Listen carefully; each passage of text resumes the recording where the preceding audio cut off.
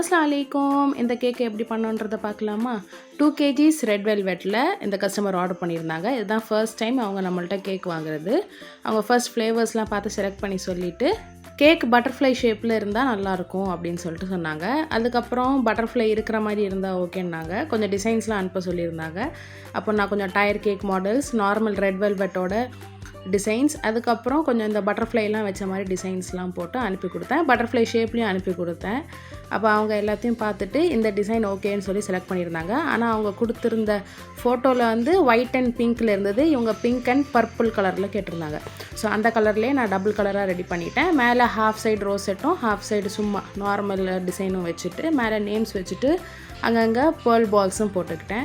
So happy birthday ஸ்டிக்கும் வச்சுட்டு golden flakes அங்கங்கே place பண்ணிவிட்டு பட்டர்ஃப்ளையும் வச்சுருந்தேன். அவங்க கொடுத்த பிக்சரில் ஒரு பட்டர்ஃப்ளை தான் இருந்தது. ஆனால் நான் 3 பட்டர்ஃப்ளை வச்சு கடைசியில் கேக் தான் ரெடியாக இருந்தது. தேங்க்யூ.